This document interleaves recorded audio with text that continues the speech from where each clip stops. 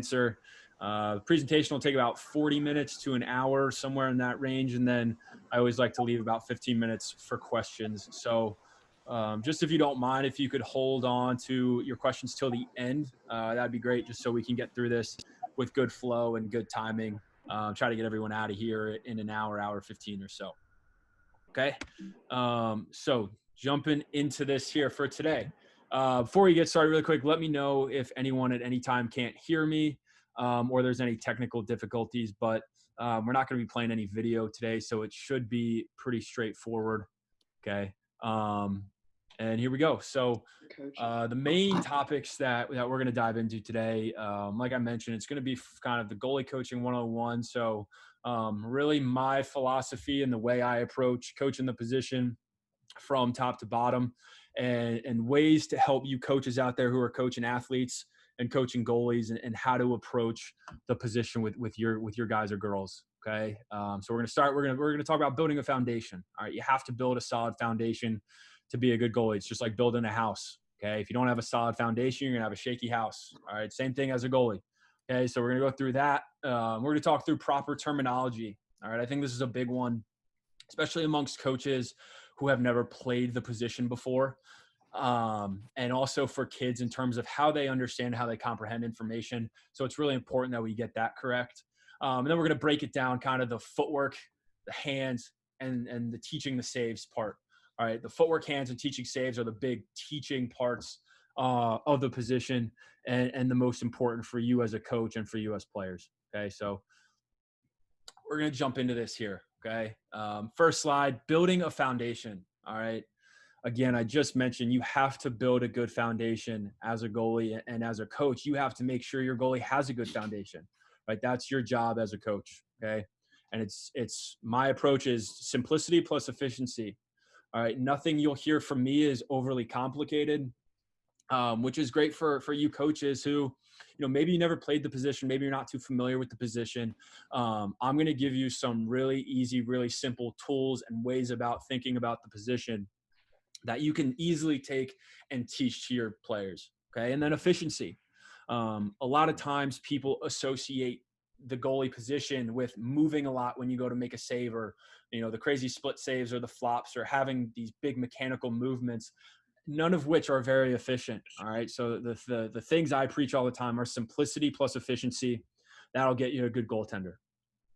All right. And the two areas where that starts, both from simplicity and efficiency, are your stick skills and your footwork. Okay. Short stick versus goalie stick. All right. I get this question a lot. When it comes to learning how to play, okay, first you're a lacrosse player before you're a goalie. All right. And that means you've got to learn to play and play well with a short stick. All right. So for me, the same rules apply. All right. You've got to encourage your goalies to pick up a short stick. Catching and throwing as a goalie is no different than catching and throwing as a short stick, or with a short stick. All right. The motion's the same. A lot of times when goalies learn to catch and throw with a goalie stick before they learn to catch and throw with a short stick, they develop these big, huge windups and these big, huge cradles, because they get used to having this bag of a stick. And especially when they're younger, it builds really bad habits. Okay, so goalies need to learn to catch and throw with a short stick before they can hop into catching and throwing with a goalie stick at a high level. Okay, good stick skills will lead to natural save technique. All right, I see so many young goalies and so many coaches spending time with their goalies on save technique when their stick skills are below average. All right, you can't have really good. You can't really even have average to really elite save technique without having good stick skills. And as a coach, you can't expect your goalie to excel saving the ball if they don't excel with their stick skills. Okay, and that starts with a short stick and going on with a goalie stick. Okay. Footwork here. All right. Footwork for me is all about being balanced and having efficient movements. All right. And we'll talk about this more when we get into the footwork section of the presentation. All right. But overall, balance and efficient movements are key when we're talking about footwork with our goalies. All right. Hopping into proper terminology here. First things first, when you talk about terminology with your goalies. There are a lot of old school and kind of cookie cutter phrases that coaches use with their goalies and that goalies learn throughout the process of learning the position. My big thing with terminology is you need to be able to explain why or what it means. Okay. A lot of times, I'll go out and work with goalies and, something goalies hear all the time and something coaches say all the time, especially coaches who have never played the position, will say, step to the ball, step to the ball. And then I'll ask the goalie, what does it mean to step to the ball? And I very rarely get a good answer. Another one I hear a lot is bring your head to the ball. Well, if you ask a goalie why you bring your head to the ball, a lot of times they don't know why, and they don't know what it means, and they don't know exactly why they have to do that. All right. So for me, I've developed kind of some phrases that I use that I think are very simple. It's very easy to determine what it means and how to do it. And as coaches, especially, you want phrases that you can learn quickly and be able to translate and give to your goalies quickly and be able to explain them in 1 or 2 sentences. Hey, for example, drive behind the ball. And this is why you want to do that. That's what it'll help with. Okay. So always be able to explain the why. And that goes for you goalies too. If you're, having communication with your coach on why you're doing something, be able to explain why you're doing it. Don't say, well, so-and-so just told me to step to the ball. Right. We'll use drive behind the ball as an example. Be able to say, I'm driving behind the ball because that helps me cut off the trajectory of the ball when it's coming in. Okay. So be able to understand the terminology that's being used between coaches and players. All right. So we'll go through mine really quick. And these are the ones that I practice and the ones that I use when I'm training my goalies. First one, drive behind the ball. Okay. This is what I use instead of step to the ball. All right. If I were to put a poll out and ask a bunch of goalies, what does it mean to step to the ball? I'd get a lot of different answers, and a lot of which wouldn't be necessarily correct of why coaches say step to the ball. Driving behind the ball means you want to step and drive off your back foot and get behind the trajectory of the ball. Because if you can get behind the trajectory of the ball, if you miss it with your stick, your body's behind it. All right. Where when you hear step to the ball, it's very kind of, tough to determine, okay, well, do I step right at the ball? Do I step on an angle at the ball? Do I step outside the ball? Where do I step when I'm stepping to the ball? Okay, so that's where, for me, drive behind the ball. That means you are driving off your back foot on either a lateral or a true 45 to get behind the trajectory of the ball. Okay, so you can block it if your stick misses it. All right. Next one, 6-inch explosions. This is what I use with my goalies when I'm communicating with them about how far they need to move when they're going to make a save. A big issue with a lot of goalies is they overstep with their front foot when they're going to make saves. So I use the 6-inch explosion reference as you want to take a step no bigger than 6 inches with your front foot. All right, and we'll dive into later in the presentation why. But if you're stepping any more than that, it's really hard to drive and create power and energy off your back foot. All right. Head up, hands out. Okay. This is the phrase I use instead of bring your head to the ball. Okay. That's another phrase where it's very unclear what that means to a lot of coaches and a lot of goalies. So for me, head up, keep your head up through the save, hands out. Okay, you want to save the ball with your hands out. No, I want to eat it. So you can see the ball all the way into your stick. Okay. Guys, really quick, if you don't mind just turning your audio off, muting your audio. Thank you. Okay, so instead of bring your head to the ball, where there's a lot of gray area in terms of what that means and what exactly that helps with, head up, very simple. You keep your head up through the save. Keep your hands out in front of you so you can see the ball all the way into your stick. All right. And just really quick to explain for people wondering why I don't like the phrase bring your head to the ball. A lot of people use that phrase in reference to hand-eye coordination and say that the closer your eye is to your hand, the easier it is to catch the ball. And for a couple reasons, I don't like that. One, that's not actually what hand-eye coordination means. There's no correlation between how close your eye and your hand are together for good hand-eye coordination. And two, a lot of times what you end up doing when you bring your head to the ball, especially below the waist, is you drop your head and now all of a sudden you're not looking at the ball, right? You've lost sight of the ball. You've taken your eyes off the ball because you dropped your head. All right. So that's why I always like to use head up, hands out. Drive, don't pull. All right. This goes in combination with our 6-inch explosions. We want to drive off our back foot to the ball to get behind the ball. We don't want to pull with our front foot. So a lot of goalies have the tendency to take a big step with their front foot and then they pull the rest of their body with them. We want to take a smaller step and drive off our back foot behind the ball. Okay. So we want drivers, not pullers as goalies. All right. And my last one here that I use is front foot, top hand work together. All right. A lot of goalies, especially younger goalies, in that youth to high school range and even into the Division I level, struggle with getting their feet and their hands to be in sync. All right. So a lot of what I focus on is with young goalies is getting their front foot and their top hand to work together, meaning moving together. So when my front foot goes, my top hand's got to be going. Okay.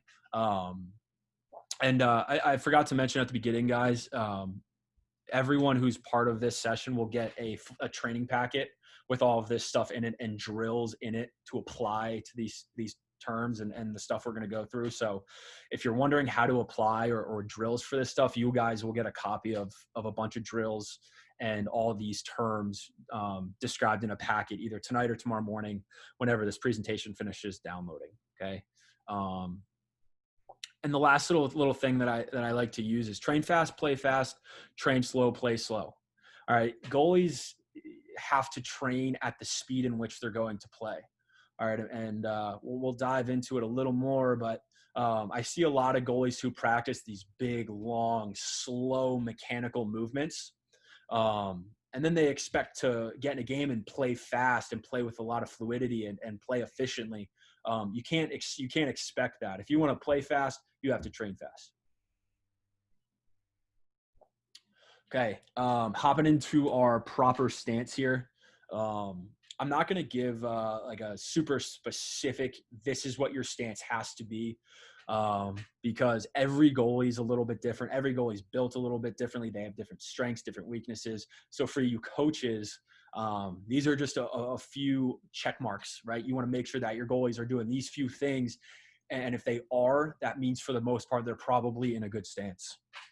All right. So when you're looking at your goalie and their stance, you want to make sure their knees are bent and their chest is up. Okay. Pretty simple. This is kind of a more detailed thing, but it's really important. You want your butt down, not back. Okay. So, you'll see some goalies and coaches who will tell their goalies to get their butt back. That's really hard for a couple reasons. And if I have another session coming next week where we'll break down save techniques specifically and get really into that. But for tonight, we want to get our butt down and not back, because if you think about athletic postures or an athletic stance, there's no athletic movement where you are, on the field. We're not, in the weight room. I get it. Some coaches teach, get your butt back, sit down, sit on your heels. But when you're talking about on-field athletic movements, there's no movement where you're actively pushing your butt back. Okay. It's a very unnatural way to sit in a stance. And the other thing too is if you try it, if you really actively push your butt back, the first thing you do is your ribs flare. Okay. And that's the most explosive part of your body. That's where you generate a lot of power from is your midsection and your core. All right. So what that means is when you go to make a save, the first thing you have to do is bring your butt back to neutral. Right. So the first thing you're doing is going from your butt back to neutral and then moving to make a save. All right. So in my mind, why not just start with our butt down where we can naturally be more explosive and ready to go with less movement from the start. All right. Balance. Okay. You want to make sure your goalie's nice and balanced. All right. We want weight on the midfoot. All right. And stay out of your toes. When you're up on your toes, really the only thing you can do on your toes is fall forward and let your momentum take you forward. And we don't want to be going forward. Okay. We want to make sure we're going either laterally or on a true 45-degree angle. All right. Heel on the ground. All right. If you're seeing space between the ground and the heel, that means they're too front heavy. Okay. We don't want our goalies to be front heavy. All right. We want them to be balanced with a lot of weight on our midfoot, so we can use our entire foot to be explosive wherever we need to go. In order to do that, we need to have our heel on the ground. Okay. Hands out. This varies. Some goalies are more comfortable having their hands in a little further, and some goalies are more comfortable having their hands out really far. For me, I always go to, you want your elbow off the ribs. All right. If your elbow is in on your ribs, it probably means that your hands are in too close. Okay. So we want to make sure our elbow is off the ribs. So for me, I'm a lefty. I want to make sure my left elbow is off my rib cage so I can move fluidly without having too much trouble, or really kind of having alligator arms a little bit there. Okay. Footwork. The biggest thing with footwork that I see, the biggest problem I see a lot is goalies associate being explosive with distance. All right. And your distance, how far you move in the case of a goalie, doesn't determine how explosive you are. Right? As a goalie, yes, you need to be explosive, but you need to be explosive in short, quick bursts. Right? We're not looking to make these huge, big movements all the way to the top of the crease or all the way outside the frame of the goal. Okay, we're looking to make explosive movements in short bursts. Okay, so moving efficiently. All right, short, explosive movements. All right, the back leg is key. All right, and this is coaches for you. A good kind of way to look at if your goalie's effectively moving to go make a save is you'll be able to tell, because if they're relying on their front foot, they become pullers, and it's easy to see. You'll see a step and then they pull the rest of their body with them. All right, and it's not very fluid. So kind of a rule of thumb for me is your front foot will always give you direction. Okay, that is what will take you in the direction you need to go. Your back leg, that is what's going to generate a lot of your power. All right, you get a lot of power from that back leg, that back glute, hamstring, hip area. Right, that's what's going to allow you to be explosive in the short, quick bursts that you need as a goalie. All right. Moving laterally or on a true 45-degree angle. All right. I include this in here because I always ask goalies, because I'm okay. I think it's fine. If you want to move laterally, great. If you want to move on a 45-degree angle, that's also fine. But where I always see goalies go wrong is they say that they're stepping, or they say that they step on a 45-degree angle. But then when they go through and make saves, they're not actually stepping on a true 45-degree angle. Right? They're stepping close, more just straight ahead or straight to the ball to make saves. And that's not a 45-degree angle. You can get behind the ball on a 45-degree angle. Okay? You can't get behind the ball if you're stepping at the trajectory of the ball. Okay. So, as goalies, we never want to be moving forward. Okay. We always want to be moving laterally or on a true 45-degree angle. All right. And then really quick, okay, drive behind the ball. Okay, this is a big one, not at or to the ball. All right, we want to make sure that on that front step, that first step with our front foot, we are getting a piece of our body behind the ball. Because in reality, in today's game, the way that shooters shoot and how fast they shoot, you're not going to make saves by stepping, gathering, and then saving the ball in the center of your chest. You're going to make the save by stepping and getting there with your hands, with your front foot, before you can totally drive off your back foot. It'll be, once you practice this enough and get good at it, it'll be one fluid motion, but you're still going to make the save before you get all the way behind the ball. All right, so on that initial step, you want to make sure you're getting some piece of your body behind the trajectory of the ball, and then when you're driving off, you're getting the rest of your body there, okay?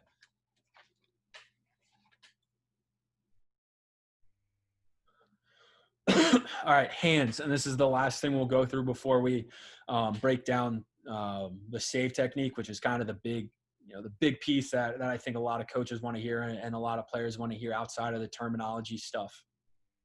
But we'll get through the hands part here quickly. Hands, okay, so a saying that I use a lot with my goalies is never break the glass. All right. And we'll talk about it here at the end of this slide with the pane of glass, but that's something I use a lot with my goalies. It's a good visual for them and helps them a lot. All right. I like to talk about my hands as a goalie, like driving a car. All right. First and foremost, you hear a lot, punch your top hand to the ball. Okay. And there, the reason I don't like that term and why I don't teach my goalies to punch at the ball is because as goalies, we want to make saves with our stick. We want to make clean saves with our stick, which means we want to catch the ball. Okay.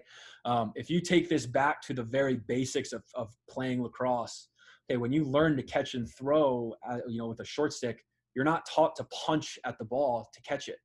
Okay. You're taught to have soft hands to catch the ball. All right. So, for me as a goalie, it doesn't really make sense. Okay. Well, I'm trying to catch the ball. So why would I punch at it? Right. All I'm doing is meeting force with force. And then what you end up having to do, if you have a punch to the ball with your top hand, you end up having to have one of those little half cradles where you have to pop it up. All right. We don't want to punch. We want to have soft hands as a goalie. It's just like catching with a short stick. All right. So your top hand is your steering wheel. All right. That is what's, again, going to give you direction to get wherever you need to go to make the save. Your bottom hand's your gas pedal. Okay. That is what's going to give you the power and the energy and the force to get there. And if you can do that, you don't have to punch at the ball.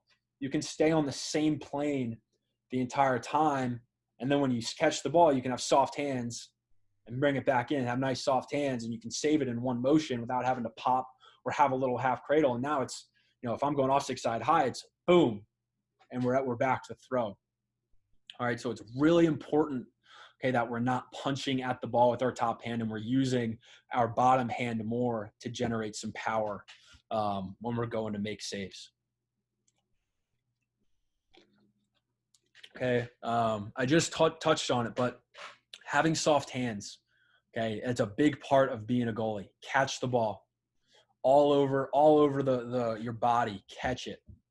Okay, and that's something I've just found as a coach has really clicked with players, especially younger players who might be new to the position or not quite as advanced in the position.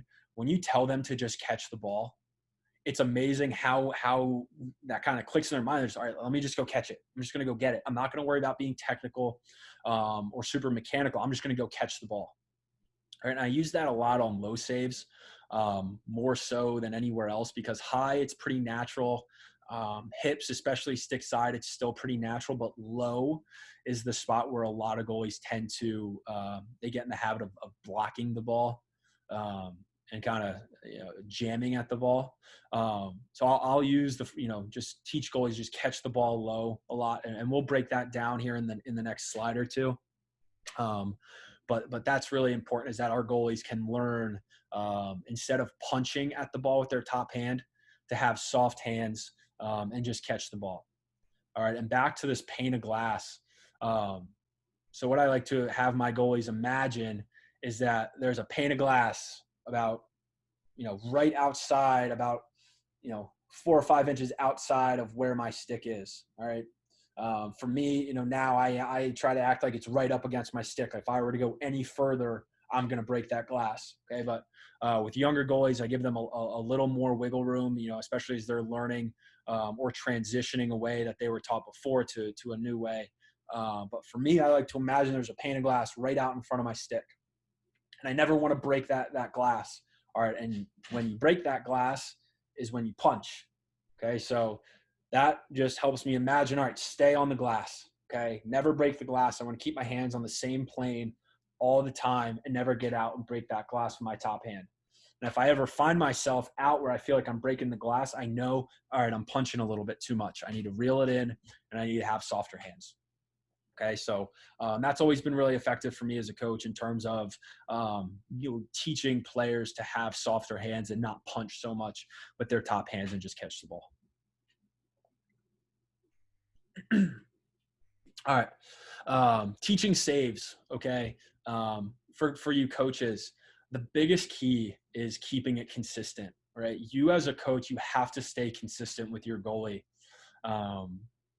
And we'll dive into that here because I think it's really, really important that as coaches, we remain consistent with our goalies. All right. Outside shots versus inside shots. Nothing changes for me. I know there are people and coaches who will change things, from outside to inside.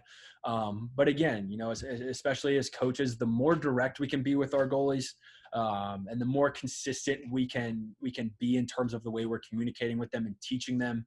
And as goalies, the more consistent you can keep your approach, no matter where the shot's coming from on the field, the more consistent you can become as a goalie. Okay. So staying patient and limiting pre-shot movement. This is a really important one, just in the sense that the more patient you are, the more you can just react to the ball when it comes out, less guessing, and less pre-shot movement. Okay. A lot of goalies will, drop with the stick when a shooter drops their stick low, or when they bring it sidearm, kind of drop their stick with them.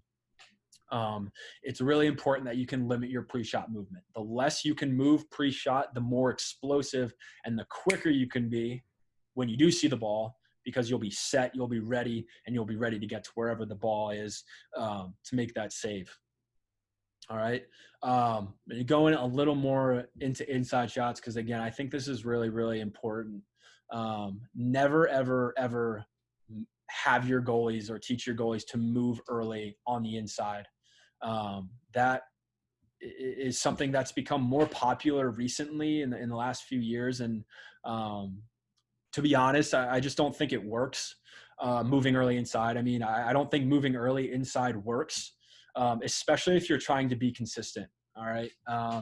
Moving early inside may help you make the acrobatic save or the crazy save, here and there. But as goalies, again, we want consistency from our goalies. As coaches, you want to know what you're going to get from your goalie day in and day out, right? I know for me as a coach, I want to know that I'm going to get consistency out of my goalie. As a player, we want to be consistent, right? And with the way film is these days, the way, how much teams scout, on two levels. One, you have to remember, from an offensive player's perspective, they are trying to get you to move early on the inside. They are trying to get you to read their stick. So you go one place and then they go another place, right? So if that's what they're trying to do, why are you going to help them do that? Why are you going to help them by moving early for them? And then on the other side of that, for teams that scout, in high school and college, or even, you youth guys who play teams multiple times a season, coaches scout and players scout. And if they pick up on film, or they pick up over the course of a game, hey, he moves early inside, or hey, he's trying to read your stick inside, then coaches and players can adjust to that. So I just think inside, the more patient you can be, the more you can force shooters to get to the middle of the field and put the ball around you. You have to remember, the pressure is on the shooter to score inside. So the more patient you can be, if they give you their fake, if they're trying to get you to go with their stick on the first fake or two and you don't, you'll be shocked how many times shooters will just panic and hit you in the chest, or put it in your stick, or just flat out miss the goal. So I think, staying set and not moving early inside, and just reacting is your best bet on the inside in terms of being consistent over time. You might not get as many crazy acrobatic one-on-one saves, but again, you may get, if you're getting, 2 or 3 consistently on the inside, by being patient and not reacting early and just waiting until you see the ball, that bumps your save percentage up all of a sudden, 5-7%, as opposed to stealing one every once in a while because you're moving early. I know for me as a coach and for me as a player, I would rather know I'm going to consistently make 2 or 3 saves inside of 5 yards. And even if it's not the wow saves, even if it's just me getting hit in the chest or getting hit in the head, I'd rather have those saves than the one crazy acrobatic highlight worthy save, every other game. Okay. So I think staying patient inside is really important. The second bullet here is more for our coaches. Healthy evaluating of your goalies. Okay. Identifying areas of weakness and trends over a period of time. And trust me, coaches, I know at times it drives a coach crazy that goalie is really the only position on the field where they have absolutely no control what happens, right? As a coach, you have no control over whether your goalie makes the save or if the ball goes in. Even faceoffs, you can adjust your faceoff game. You can adjust your strategy on the wings. You can change up faceoff guys. You could put a pole in there. With goalies, it's up to the goalie whether they make the save or the ball goes in. And I know that can be very frustrating as a coach. And as a coach, our first reaction after every goal, especially ones that we feel like our goalie should have, is, oh, well, you got to do this on this one, or on this one you didn't do that, on that one you didn't do this. And then that can be very challenging for a goalie mentally. They start to lose confidence. They start to become unsure of their fundamentals, and they start to lose trust that you believe in them as a goalie and as a player on the field. So what's important as a coach is, as best you can, not having a reaction to every goal that goes in that you feel like your goalie should have had, but more so, identifying areas of weakness and trends that you find over a 3 or 4 week period. And then at the end of that period, going to your goalie and saying, hey, here's what I've seen the last few weeks. This seems to be a spot where you consistently struggle. Let's find a way to attack this and work on it and make it better. Okay, that's a lot more beneficial and gets a lot more done than trying to go to your goalie after every goal, after every practice, after every game, trying to, be nitpicky about every single goal that's gone in. All right, so we want to find trends over time and attack those trends that we find over a period of time. All right, and the last one here, as coaches, we have to commit time to our goalies. I do a lot of consulting for high schools, club organizations, even a couple Division I programs.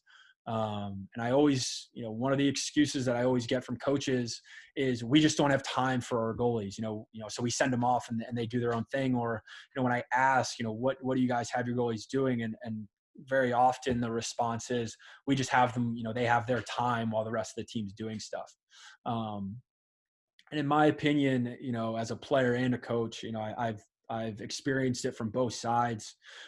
If you want to get, a high level of performance out of your goalies, just like any other, position or a unit on the field, you have to commit time to them. And whether that's in practice or for 15 minutes before practice, or 15 minutes after practice, we as coaches have to commit time to our goalies, just like we do with every other position on the field. All right, so it's really important that as coaches, we understand that, and understanding that if we want to get the most out of our goalies, then we have to be willing to find time for our goalies throughout practice or before or after practice, where you're hands-on with them for 15 or 20 minutes, really helping them actively get better, okay? All right, this is the last slide here before we hop into some questions. Just some key points when we talk about making saves. Okay. First things first, less is more. Okay. And I think that can be very helpful for you coaches and for you goalies. Okay. And understanding that as a coach, you don't have to know every in and out of being a goalie. Okay. That's not what it takes to be an effective goalie coach. Getting from point A, where you start in your stance, to point B as efficiently as possible is what's important. All right. And you'll see this next bullet here. Mechanical equals slow. All right. And I've seen it more recently with how everything's moved online. Just having the opportunity to see a lot of movements goalies are doing, a lot of coaches are teaching. And something that I always come back to is that mechanical equals very slow. Okay. So what does that mean as a coach?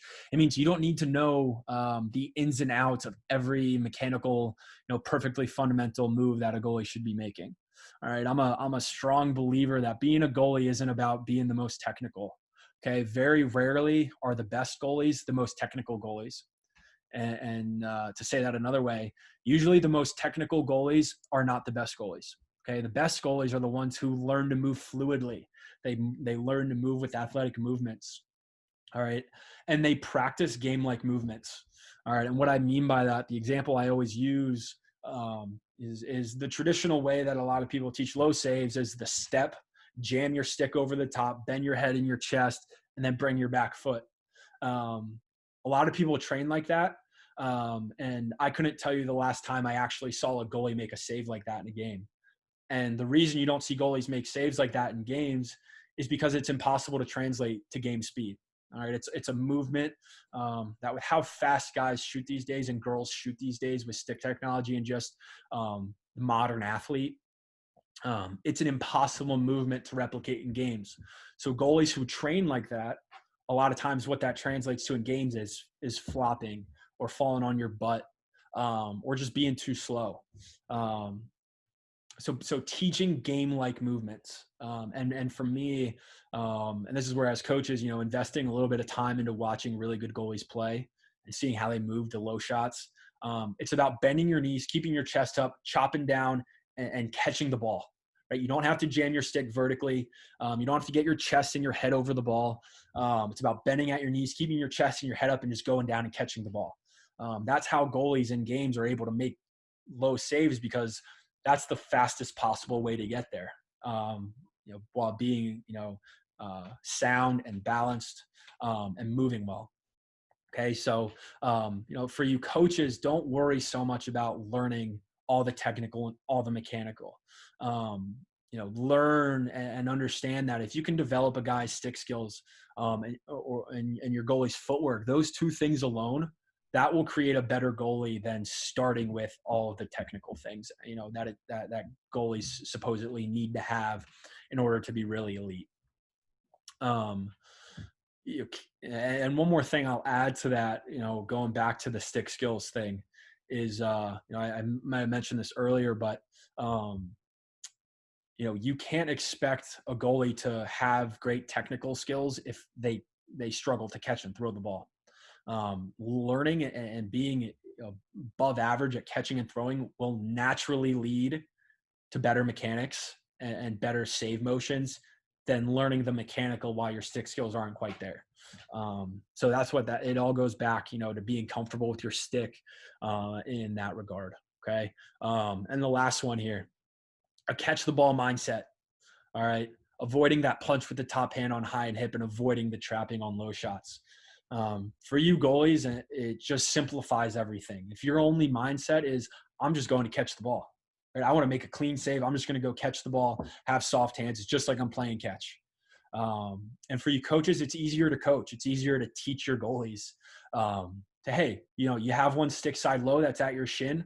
Don't worry about trapping the ball and getting over top of it. I just want you to go bend your knees, be an athlete a little bit, bend your knees, keep your chest up, and just go catch it. So I think all over the board, I think that's the best approach when it comes to making saves and making clean saves. At this point, guys, I'm going to open it up for questions. I always like to leave 15, 20 minutes for questions. So we can review anything, go over anything. If you have any questions that are unrelated to this presentation, feel free to shoot them out.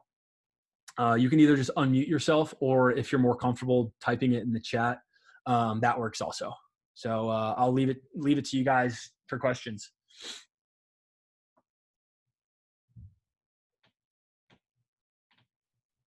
So do you have any drills for like increasing hand speed on like off stick, hip, and like low shots? Increasing hand speed? Yeah. The biggest thing for me when it comes to increasing hand speed, really, wherever it is it goes back to stick work.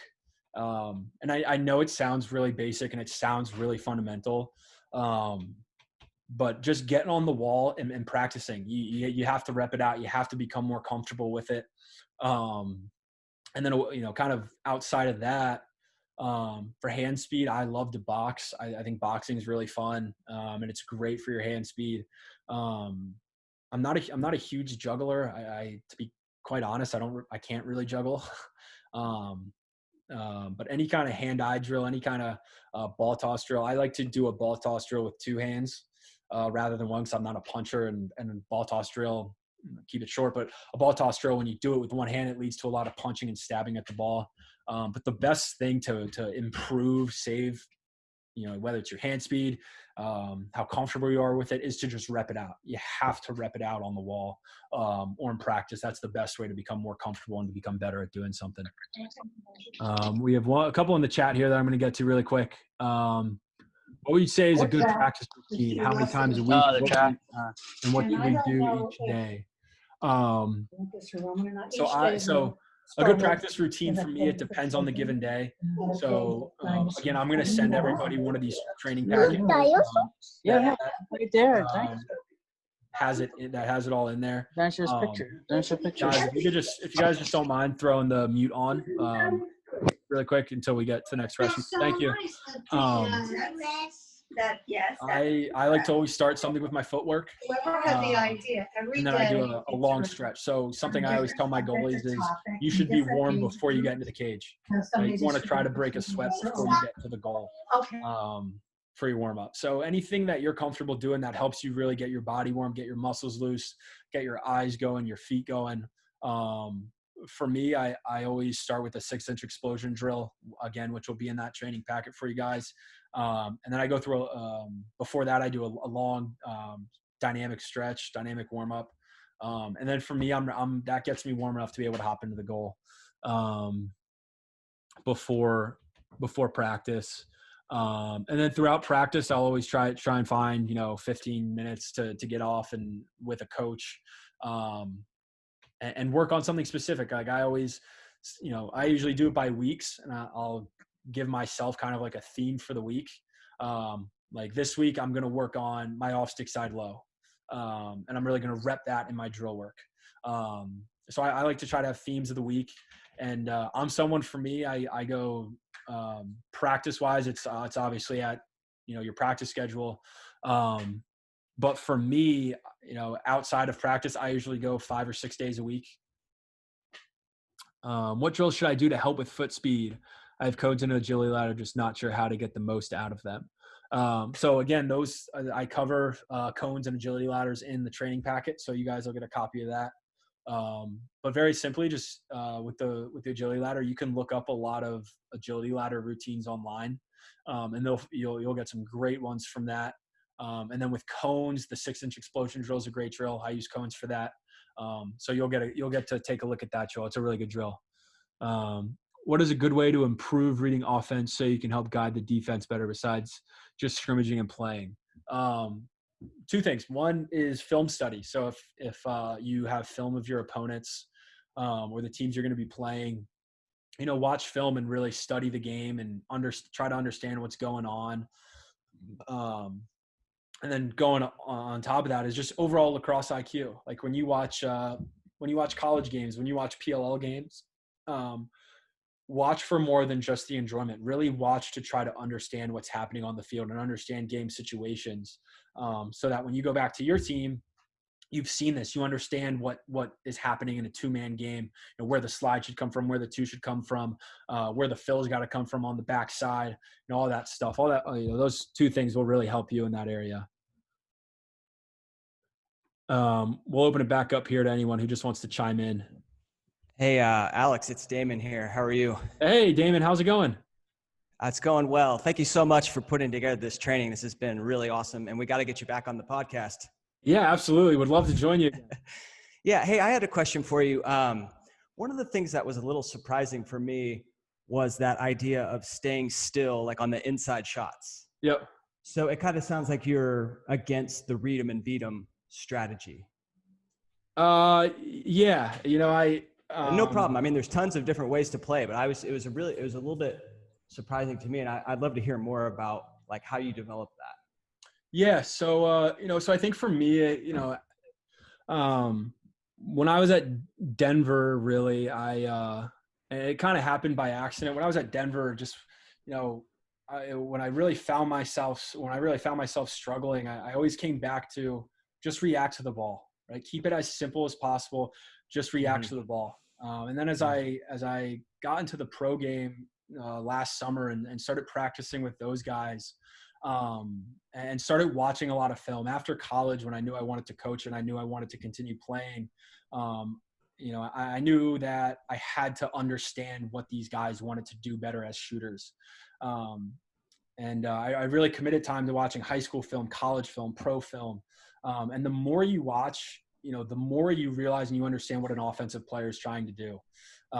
Offensive players inside, their objective is to get the goalie to move, especially at the high levels, at the Division I level, at the college level. Shooters are smart. They're good players. Coaches are smart. And their objective is we want to get the goalie to go to one place so we can finish it to another. And for me, what I found as a player is when I had it in my mind, I'm going to try to beat him to a spot.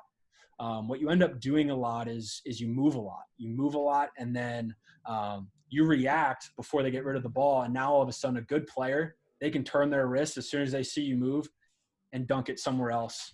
And again, I mentioned it. Going early and trying to match stick will help you make an acrobatic, big time save. And I get that. Those are awesome saves. Everybody loves those saves. But when you think about consistency, and as a coach, one, wanting consistent goalies, and then two, as a player, wanting to be a consistent player, because ultimately what gets you on the field is being consistent, not being able to make, the acrobatic inside saves.